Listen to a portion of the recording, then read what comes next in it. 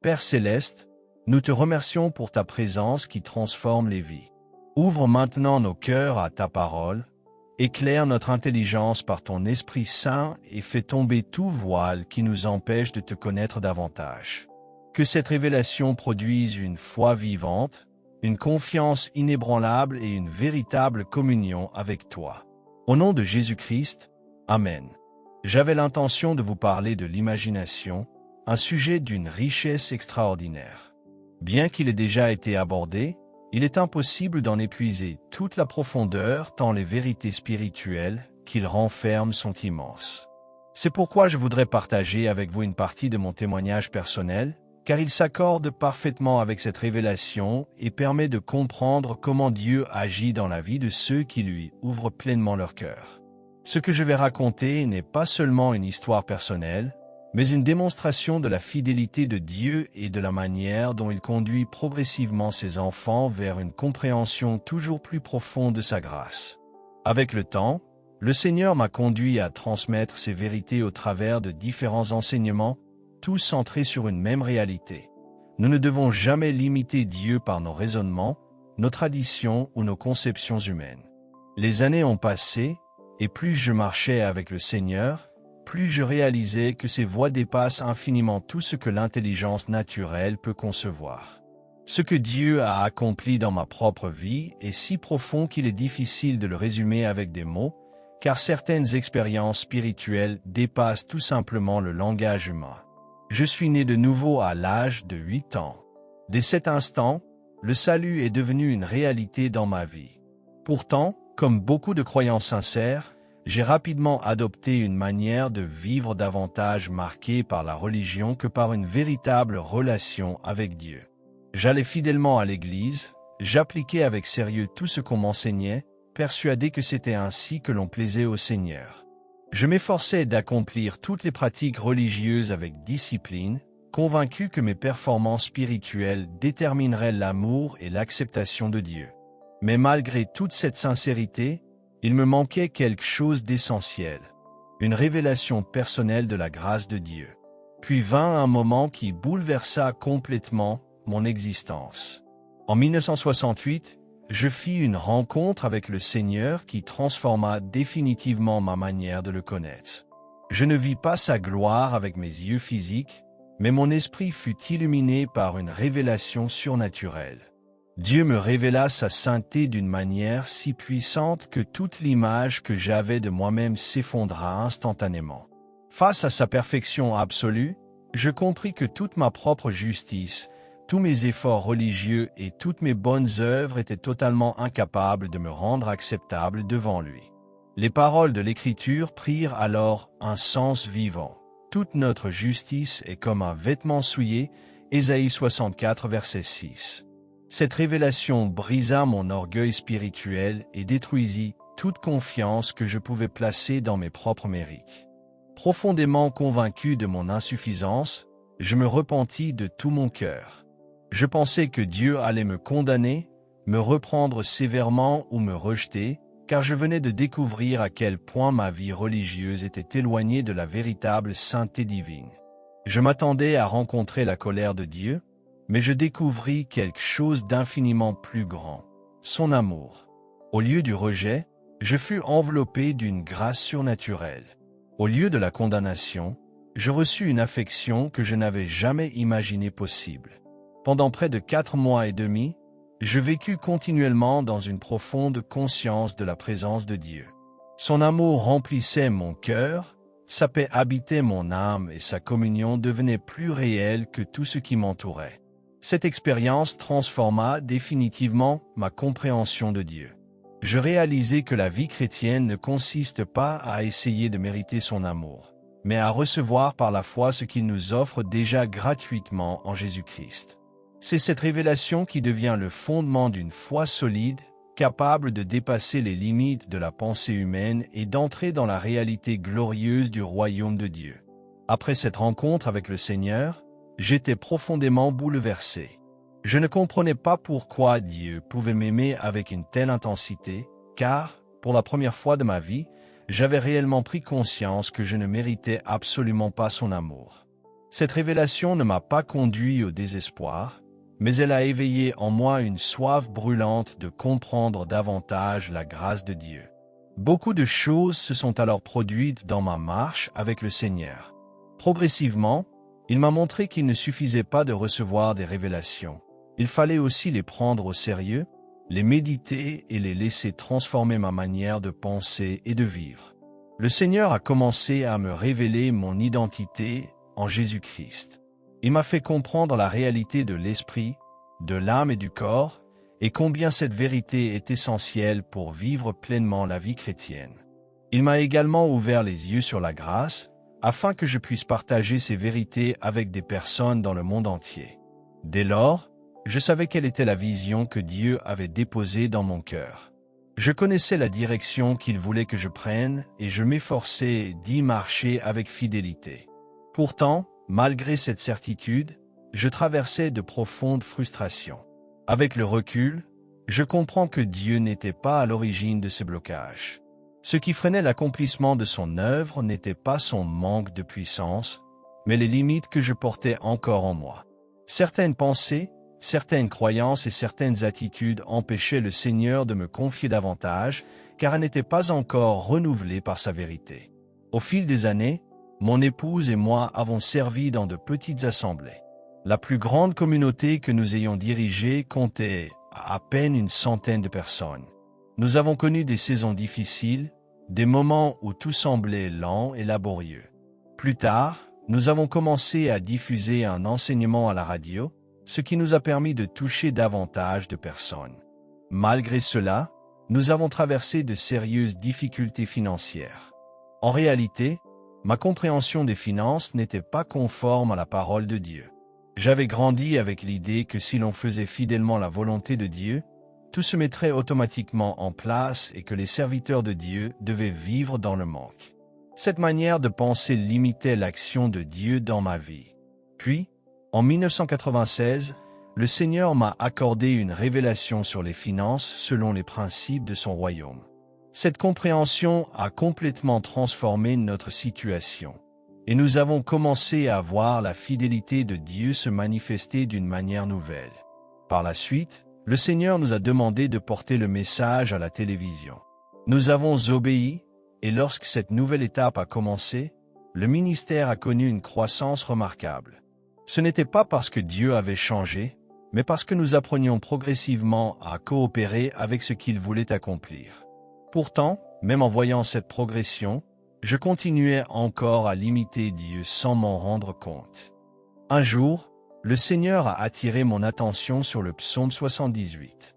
Ce passage retrace toute l'histoire du peuple d'Israël après sa sortie d'Égypte. Il rappelle combien Dieu avait manifesté sa puissance en leur faveur, mais aussi combien il lui avait résisté par leur incrédulité. Il est écrit: « Combien de fois se révoltèrent-ils contre lui dans le désert, et l'affligèrent-ils dans ces lieux arides. Sans cesse ils tentèrent Dieu et ils limitèrent le Saint d'Israël. » Psaume 78 versets 40 à 41. Cette parole m'a profondément frappé. Dieu désirait conduire son peuple vers la terre promise. Il avait des projets de paix et non de malheur pour eux, afin de leur donner un avenir et de l'espérance, comme le déclare Jérémie 29 verset 11. Pourtant, malgré les promesses divines, ils n'ont cessé de murmurer, de douter et de regarder en arrière. Dieu voulait les conduire vers quelque chose de meilleur, mais leur incrédulité freinait ce qu'ils désiraient accomplir.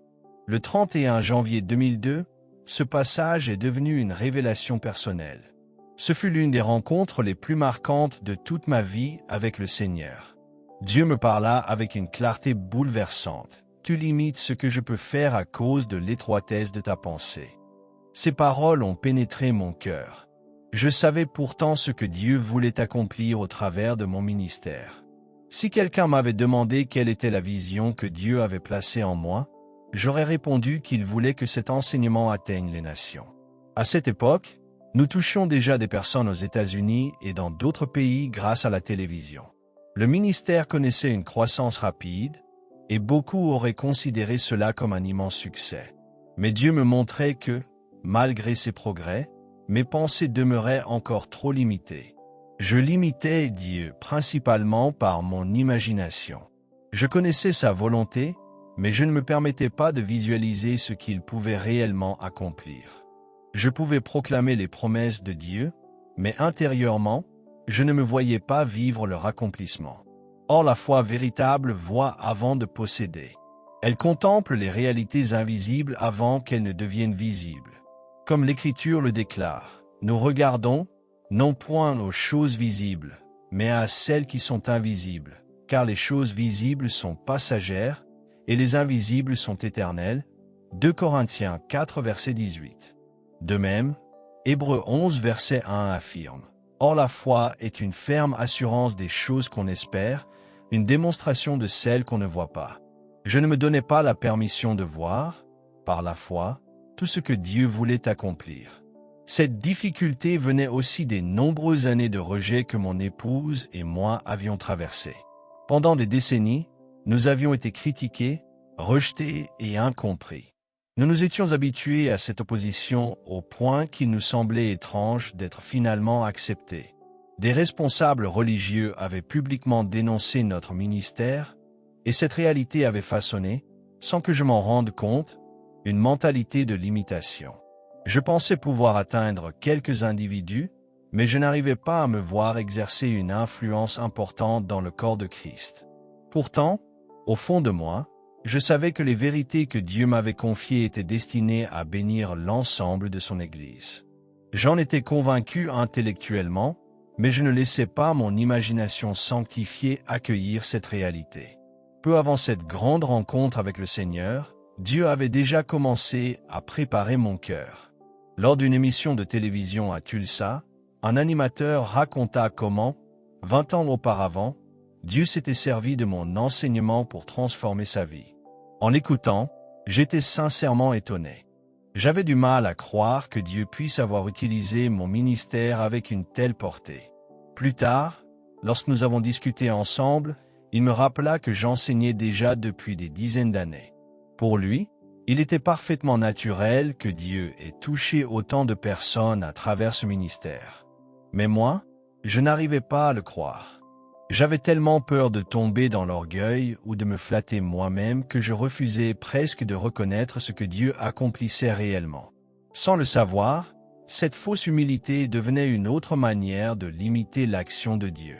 Lorsque nous refusons de reconnaître ce que le Seigneur fait par sa grâce, nous risquons de réduire notre vision de son œuvre. Dieu nous appelle au contraire à renouveler notre intelligence, à croire pleinement à ses promesses et à ne jamais limiter le Saint d'Israël par nos raisonnements humains, mais à lui permettre d'accomplir, au-delà de tout ce que nous pouvons demander ou même imaginer, selon la puissance qui agit en nous. Éphésiens 3, verset 20. L'imagination est un don que Dieu a placé en chaque être humain. Pourtant, chez la plupart des personnes, elle fonctionne sans direction et produit davantage de crainte, de doute et de limitation que de foi. J'ai donc compris que je devais apprendre à développer volontairement mon imagination selon la parole de Dieu. À cette époque, nous cherchions un nouvel emplacement pour le ministère. Nous visitions différents bâtiments, et lorsqu'un premier local d'environ 30 000 pieds carrés nous fut présenté, je compris immédiatement qu'il était déjà trop petit pour la vision que Dieu avait déposée dans mon cœur. Plus tard, nous avons visité un immense bâtiment de près de 150 000 pieds carrés. En parcourant ces lieux, quelque chose s'est produit en moi. Mon imagination a commencé à s'élargir. Nous travaillions alors dans un bâtiment d'environ 14 000 pieds carrés, et marcher dans un espace presque 10 fois plus grand obligeait mon esprit à sortir des limites dans lesquelles il était enfermé. Finalement, nous n'avons pas acquis ce bâtiment, mais Dieu nous en a donné un autre d'environ 100 000 pieds carrés, bien au-delà de ce que nous avions connu jusque-là. Lorsque ce nouvel entrepôt fut vide avant les travaux, j'ai demandé au constructeur de tracer au sol, avec du ruban adhésif, l'emplacement de chaque mur, de chaque porte et de chaque pièce. Une fois les ouvriers partis, je passais des heures à marcher dans ce bâtiment vide. Je refusais même de franchir les lignes tracées au sol, comme si les murs existaient déjà. Je parcourais chaque couloir, j'ouvrais chaque porte imaginaire, j'entrais dans chaque bureau, J'observais chaque salle et je réfléchissais à la manière dont tout devait être aménagé. Certains pourraient trouver cela étrange.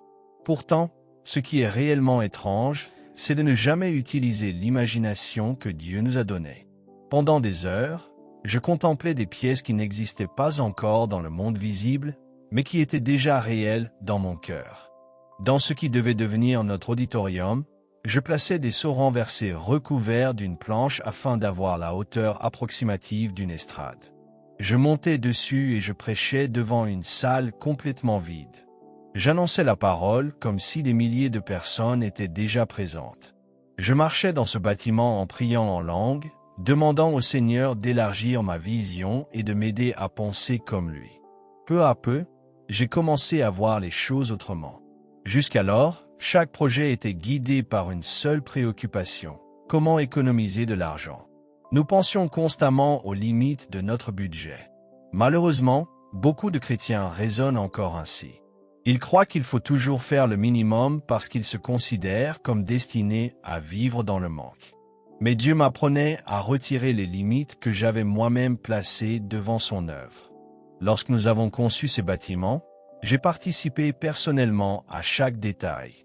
Pendant près d'1 an et demi, nous avons travaillé avec les architectes. Je leur expliquais précisément ce que je voyais dans mon esprit. Ils réalisaient des plans, puis je leur demandais de les modifier jusqu'à ce que ce qui figurait sur le papier corresponde exactement à la vision que Dieu avait déjà formée dans mon cœur. Avant même que la première pierre ne soit posée, je voyais déjà ce bâtiment comme une réalité accomplie.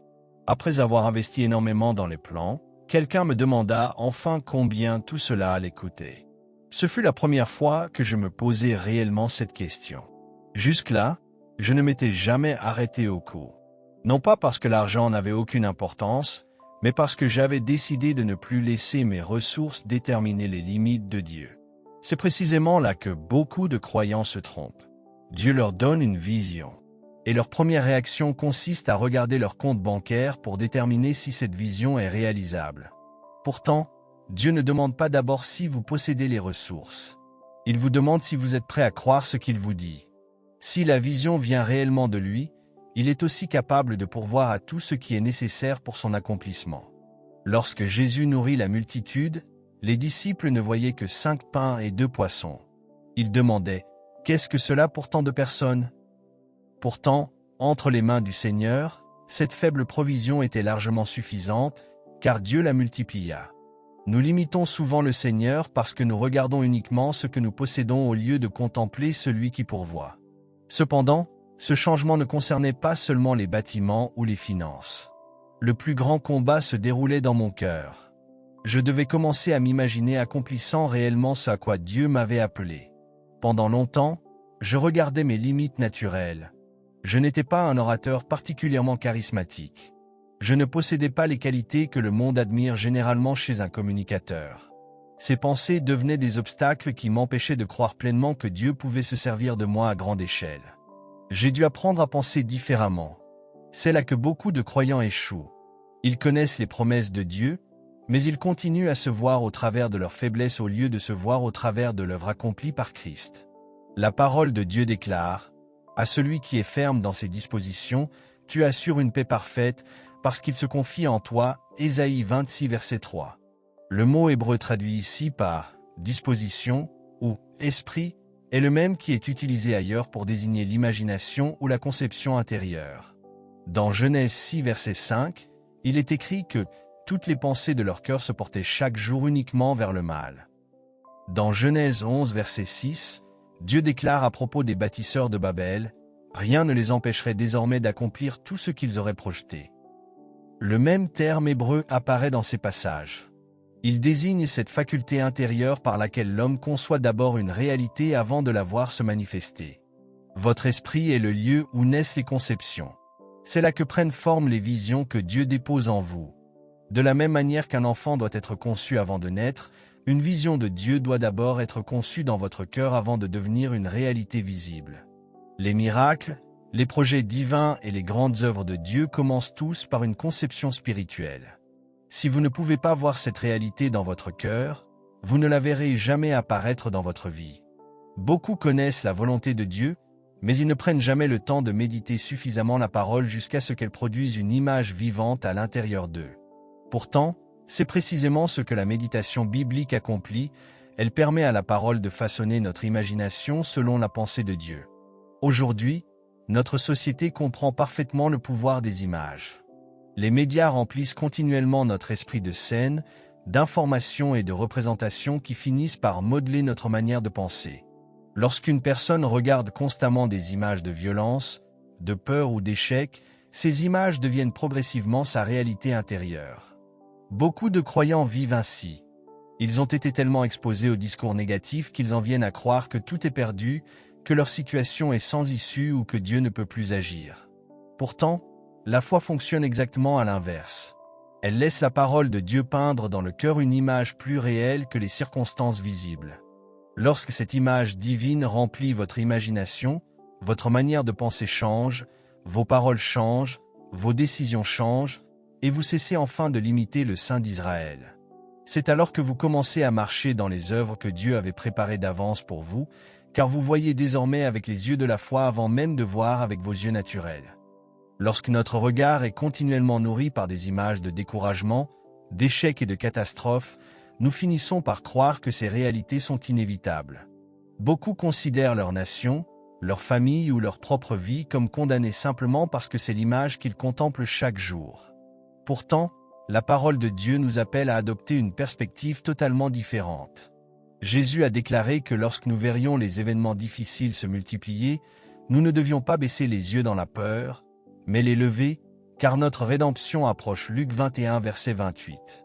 Il ne s'agit pas simplement de relever la tête physiquement, mais de changer de regard et d'apprendre à voir au-delà des circonstances visibles. Dans les évangiles, le mot grec employé pour « lever les yeux » possède une profondeur remarquable. Il exprime l'idée de regarder de nouveau, de voir au-delà de la réalité naturelle, d'apercevoir une dimension spirituelle que les yeux physiques ne peuvent saisir. Ce même mot apparaît dans Marc 8 lorsque Jésus prie pour l'aveugle. Après une première intervention, l'homme ne voit que partiellement. Jésus prie une seconde fois afin qu'il voie clairement. Ce regard renouvelé représente bien plus qu'une guérison physique. Il illustre la nécessité d'une vision spirituelle restaurée. Le même terme est utilisé lorsque Jésus nourrit la foule avec 5 pains et 2 poissons. Marc 6, verset 41. Avant d'accomplir le miracle, Jésus leva les yeux vers le ciel. Il ne contemplait pas seulement les quelques ressources disponibles entre ses mains, il voyait déjà, par la foi, l'abondance que son Père allait manifester. Il regardait au-delà de la limitation apparente. Là où les disciples voyaient une insuffisance, Jésus voyait déjà une multitude rassasiée. Son regard n'était pas prisonnier du monde visible, il était fixé sur la réalité du royaume de Dieu. Cette vérité apparaît également dans le livre de Daniel. Le roi Nebuchadnezzar, après s'être élevé dans l'orgueil, perdit la raison et vécut pendant plusieurs années comme une bête des champs. Puis il déclara « J'ai levé les yeux vers le ciel, et la raison m'est revenue » Daniel 4, verset 34. Il ne parlait pas simplement d'un mouvement de la tête, mais d'un changement profond de perception. Au moment où son regard se tourna vers Dieu, sa compréhension fut restaurée. Il retrouva une vision juste de lui-même, de Dieu et de la réalité. Voilà ce que le Seigneur désire accomplir dans chacun de ses enfants, restaurer leur capacité à voir selon son point de vue plutôt que selon les limites naturelles. Dieu n'a créé aucun de ses enfants pour vivre dans la médiocrité ou dans la limitation. Il n'existe pas une seule personne que Dieu ne puisse utiliser puissamment. Les ressources financières ne devraient jamais déterminer l'étendue de notre foi. Le manque d'argent n'est jamais un problème pour Dieu. Pourtant, combien de croyants limitent constamment son action en disant « Seigneur, si seulement j'avais davantage de moyens, je pourrais te servir. » Ce raisonnement place les circonstances au-dessus de la puissance de Dieu. Le véritable obstacle n'est pas l'absence de ressources, mais l'image intérieure que nous entretenons de nous-mêmes. Beaucoup ne se voient pas capables d'accomplir ce que Dieu leur demande. Ils se considèrent trop faibles, trop ordinaires ou insuffisamment qualifiés. C'est pourquoi il devient indispensable de commencer volontairement à imaginer, à la lumière de la parole, ce que Dieu dit de nous et ce qu'il veut accomplir à travers notre vie. Lorsque cette révélation a bouleversé mon cœur, j'ai compris qu'un changement profond devait s'opérer en moi. J'ai réuni toute mon équipe et je leur ai expliqué que je ne savais pas combien de temps il fallait pour transformer une image intérieure. Peut-être un jour, une semaine, un mois ou plusieurs années. Mais une chose était certaine, je ne voulais plus limiter Dieu. J'ai alors commencé à parler ouvertement de la vision que le Seigneur avait déposée dans mon cœur. J'ai commencé à déclarer que nous allions atteindre des personnes partout dans le monde. Cette démarche demandait du courage, car en exprimant publiquement cette vision, je m'exposais au jugement des autres. Si Dieu n'agissait pas, j'aurais eu l'air présomptueux. Pourtant, la foi authentique accepte ce risque parce qu'elle s'appuie sur la fidélité de Dieu et non sur les apparences. À cette époque, notre ministère était encore modeste. Nous étions une petite équipe, mais nous cherchions depuis plusieurs années à diffuser nos enseignements sur une grande chaîne de télévision chrétienne. Malgré plusieurs contacts favorables, toutes les portes semblaient fermées. Les propositions financières étaient toujours hors de notre portée et rien n'aboutissait. Puis, peu après que j'eus changé ma manière de penser et commencé à parler conformément à la vision que Dieu m'avait donnée, une porte s'ouvrit soudainement. Ceux qui auparavant semblaient inaccessibles nous contactèrent eux-mêmes en disant de ne plus nous préoccuper du coût, mais simplement d'envoyer nos émissions. Ce que nous avions essayé d'obtenir pendant des années se réalisa presque instantanément. Cette période était pourtant particulièrement difficile. Les événements tragiques du 11 septembre avaient profondément bouleversé les États-Unis. Les téléspectateurs se détournaient des programmes habituels pour suivre les informations en continu et de nombreux ministères connaissaient une chute importante de leurs revenus. Plusieurs œuvres traversaient de graves difficultés financières.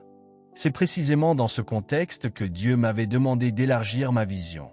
2 mois après avoir commencé à annoncer cette nouvelle direction et à écrire à nos partenaires pour partager ce que le Seigneur avait mis dans mon cœur, quelque chose d'extraordinaire se produisit. Les ressources commencèrent à affluer d'une manière que je n'avais jamais connue auparavant. Ce n'était pas le résultat d'une stratégie humaine particulière. Je n'avais rien changé extérieurement. Ce qui avait changé, c'était mon état d'esprit. Lorsque mon imagination fut renouvelée par la parole de Dieu, les circonstances commencèrent elles aussi à se transformer. Pendant plus de 20 années, nous avions avancé avec beaucoup de difficultés. Puis, après ce renouvellement intérieur, Dieu fit croître l'œuvre d'une manière que je n'aurais jamais pu produire par mes propres forces. Il pourvut abondamment à tous les besoins du ministère et manifesta sa fidélité au-delà de tout ce que j'avais imaginé auparavant. Cette expérience m'a appris une vérité essentielle: le véritable changement commence toujours à l'intérieur.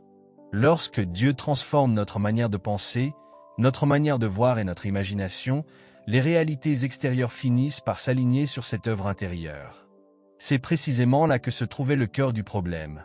Pendant des années, je m'étais empêché de me voir réussir parce que j'avais peur de l'échec, peur de paraître orgueilleux et peur du jugement des autres. Les critiques répétées, les rejets et les oppositions avaient façonné une image intérieure qui limitait inconsciemment ce que Dieu voulait accomplir. Beaucoup de croyants vivent aujourd'hui avec ce même fardeau. Depuis leur enfance, ils ont entendu des paroles de découragement, de mépris ou d'infériorité. Ces paroles ont fini par construire une image d'eux-mêmes qui ne correspond absolument pas à ce que Dieu déclare dans sa parole.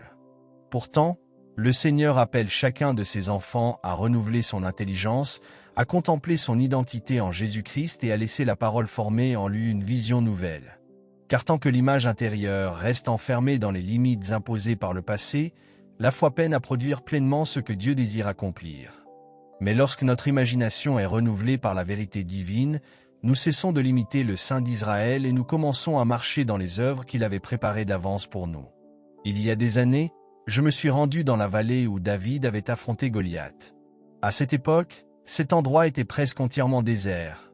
Je me suis avancé au milieu de cette vallée, j'ai trouvé un petit ruisseau, j'y ai ramassé 5 pierres semblables à celles que David avait pu choisir, puis je suis resté là, les tenant dans mes mains, contemplant les montagnes qui m'entouraient. Je me suis efforcé d'imaginer ce que David avait ressenti lorsqu'il s'était tenu à cet endroit, face aux géants. À cet instant, les récits bibliques ont pris vie d'une manière nouvelle. Voilà pourquoi tant de personnes reviennent bouleversées après avoir visité la terre d'Israël. Ce n'est pas parce qu'il y aurait une onction particulière attachée à cette terre. Si c'était le cas, tous ceux qui y vivent connaîtraient Dieu, ce qui n'est évidemment pas le cas. Ce qui transforme les cœurs, c'est que les réalités lues dans les Écritures deviennent soudainement visibles. Les vérités bibliques cessent d'être de simples mots pour devenir des images vivantes dans le cœur. C'est précisément ce que Dieu désire accomplir par sa parole. Très peu de croyants permettent réellement aux Écritures de former en eux une image intérieure conforme aux promesses de Dieu. Pourtant, la Bible déclare « Grâce soit rendue à Dieu, qui nous fait toujours triompher en Christ » 2 Corinthiens 2 verset 14. Beaucoup savent citer ce verset, mais la véritable question est celle-ci. Vous voyez-vous réellement comme une personne qui triomphe toujours en Christ? Ou bien entretenez-vous inconsciemment une image d'échec? Certaines personnes répètent constamment « Si je lave ma voiture, il va forcément pleuvoir. Je ne gagne jamais rien. Les bonnes choses n'arrivent jamais pour moi. » Ce genre de paroles révèle une image intérieure profondément enracinée. Elles ne décrivent pas seulement des circonstances, elles expriment une manière de penser qui finit par fixer un plafond invisible à ce que Dieu veut accomplir. C'est exactement ce qui arriva à Abraham. Tant qu'il demeurait sous sa tente, il ne pouvait pas contempler les étoiles. Cette tente limitait sa vision. De la même manière, beaucoup de croyants vivent enfermés sous une tente faite de raisonnements humains, de peurs, de traditions et d'expériences passées. Cette tente limite leur perception de ce que Dieu veut faire dans leur vie. Pour en sortir, il faut laisser la parole de Dieu renouveler notre intelligence. Car, la parole de Dieu est vivante et efficace, plus tranchante qu'une épée quelconque à deux tranchants, Hébreux 4 verset 12. Lorsqu'elle est méditée avec un cœur ouvert, elle ne se contente pas d'informer notre intelligence, elle révèle des réalités spirituelles et façonne en nous une nouvelle vision. Lire la Bible est indispensable, mais il ne suffit pas d'accumuler des connaissances. Il arrive un moment où il faut fermer le livre, laisser l'Esprit de Dieu agir et permettre à la parole de produire une image vivante dans notre cœur. Vous devez vous voir prospère selon Dieu. Vous devez vous voir victorieux. Vous devez vous voir capable de dire avec assurance « Je puis tout par celui qui me fortifie » Philippiens 4 verset 13. Tant que cette image n'existe pas à l'intérieur de vous, elle ne pourra pas se manifester pleinement à l'extérieur.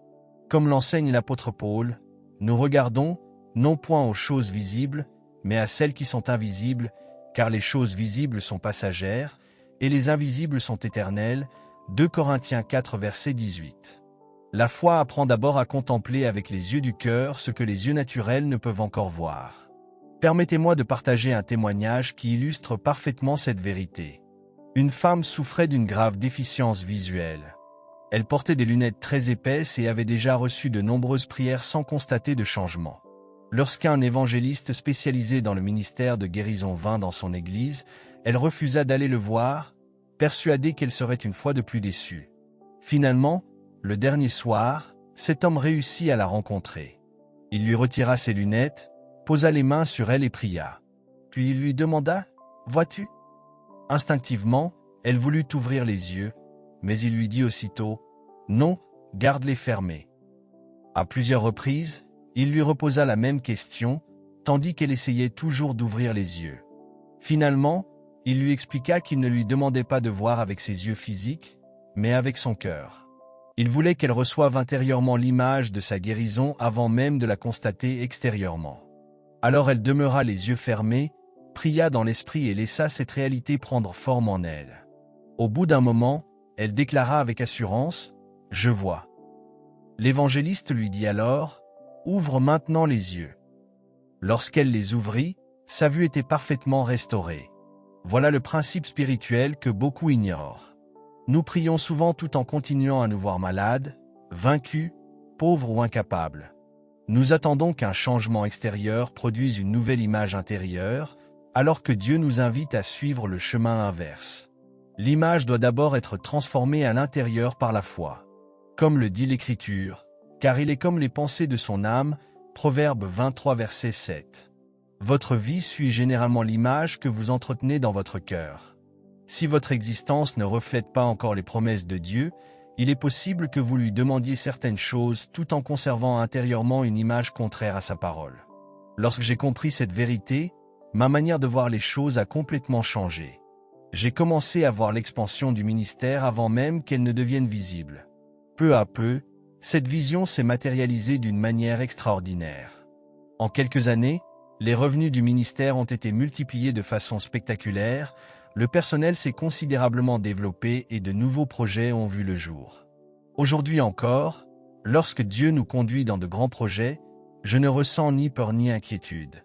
Je demeure dans une profonde paix parce que je les ai déjà vus dans mon cœur avant de les voir de mes yeux.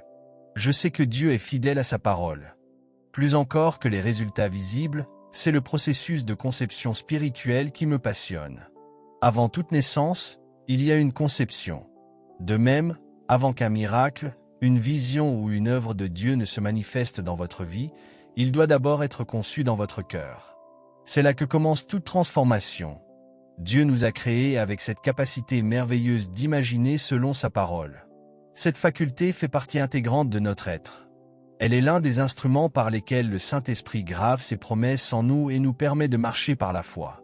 Si vous êtes venu chercher une direction, une vision ou un renouvellement spirituel, ouvrez votre cœur à ce que Dieu veut y déposer. Ne limitez plus le Seigneur par les images héritées de votre passé, de vos blessures ou de vos échecs. Laissez la parole de Dieu renouveler votre imagination, afin que vous puissiez voir ce qu'il voit, croire ce qu'il dit et marcher dans les œuvres qu'il a préparées d'avance pour vous. Père Céleste, nous te remercions pour toutes les vérités que tu nous révèles. Merci parce que tu n'as jamais créé un seul de tes enfants sans un dessein glorieux. Tes projets pour chacun de nous sont remplis d'espérance et de paix. Nous te demandons de nous aider à ne plus limiter ce que tu désires accomplir dans notre vie. Renouvelle notre intelligence, élargis notre vision et apprends-nous à voir avec les yeux de la foi. Que notre cœur conçoive les promesses de ta parole avant même que nos yeux ne les contemplent.